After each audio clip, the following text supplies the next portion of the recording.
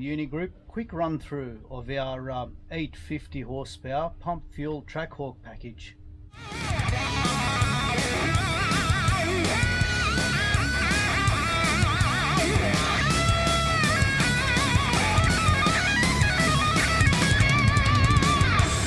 What's in the 850 horsepower package? Okay, well, a quick run through.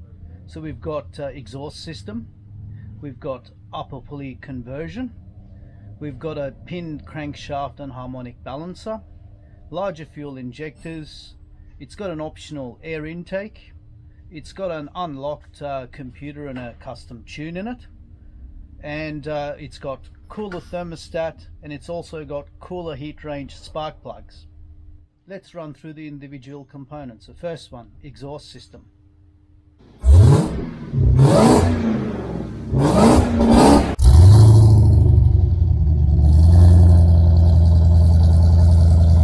Exhaust system on this car is standard headers back, so we replace the catalytic converters and the exhaust pipes, and depending on your choice it comes with two different muffler configurations. One is a little bit louder than the other, so you can basically pick the one that suits your personal taste.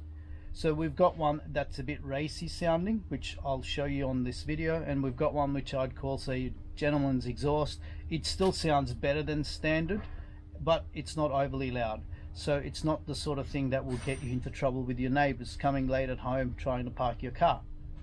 Now, part of V8 ownership for me is the sound, and even if exhaust made no sound, no power difference, I would still have this exhaust system purely for the sound. Next in line is the upper pulley. You can see it here. What we've got here is a smaller than standard pulley which spins the supercharger faster and it increases boost. So on this kit we run about 15 psi boost. Stock boost on these engines are about 10.5 to 11 psi. So depending on temperatures on this engine, it'll get somewhere around 15.5 psi with this pulley. Now the advantage with a system like this is it's quick change hub. So what you could do is in about 20 minutes you could swap the pulley for a bigger or a smaller one to go up and down in boost.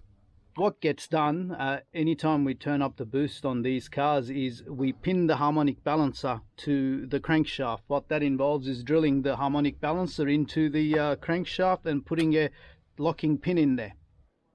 I've even heard of Trackhawks in the States that are standard that have spun the harmonic balancer on the crankshaft. It's not the best system on these cars from factory, so it's one of the areas that we upgrade as soon as we turn up the power. Also in this kit is the larger than standard injectors. We run about 1050 cc on this kit, and at this power level it runs to about 70-75% duty with those injectors. We have the Legmaker carbon cold air intake system. I love the way this intake sounds.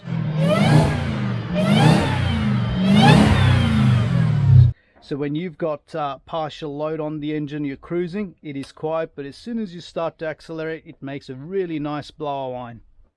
For me, not accounting for any of the power gains, etc. from the air intake, I would just buy it for this sound alone. It just sounds great.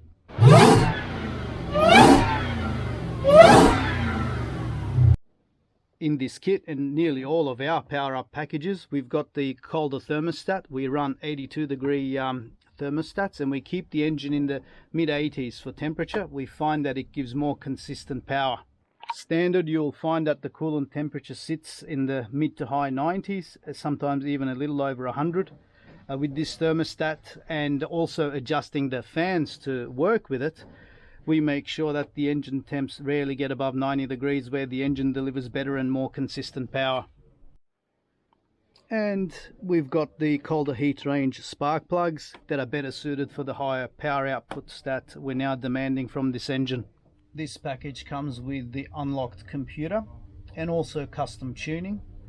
All of our packages are hand finished on the dyno. Each vehicle is individually custom tuned to optimize power. We don't run a standard tune file in our upgrades. That's because especially as the vehicles get a few Ks on them, the wear and tear is different. No two vehicle is exactly the same, so where we're chasing optimum power, it always pays to individually tune each vehicle, and that's part of the package.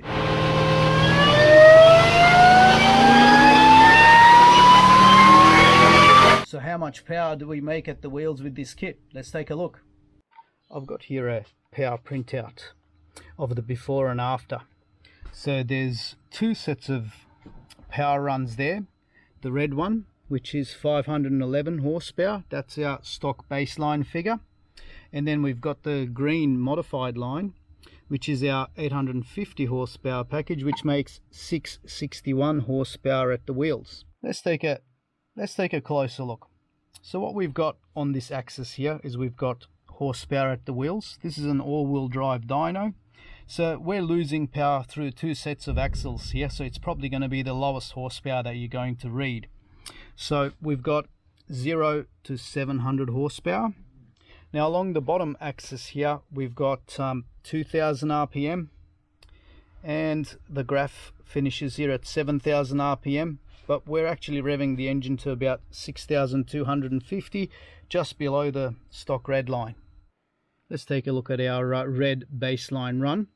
So from 707 horsepower at the engine, we're losing approximately 200 horsepower. So this car's showing 511 horsepower.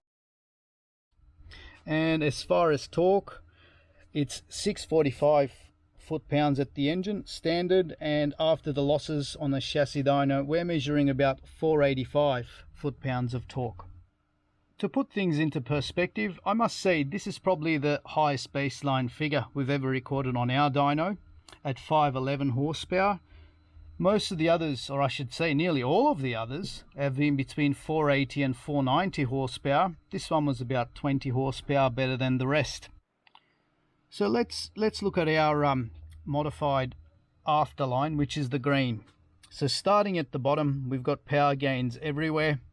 You can see the gains over the stock curve there. We're getting up to nearly 150 horsepower increase by the time we finish up. Similarly, let's look at the torque curves, the red versus the green after. You can see the green one is much better throughout the rev range, and it's approximately 110 foot-pounds increase across the board, at least say in regions 3,500 and above, a little bit less down below. This is mainly due to the increased boost that the engine's running. So on this kit, it's approximately 15 psi as opposed to the 10-11 psi of standard.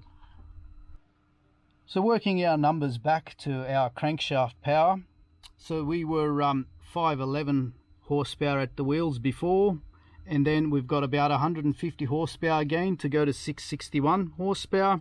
So if we were 707 horsepower to begin with, so at the engine we've got 850 horsepower plus now.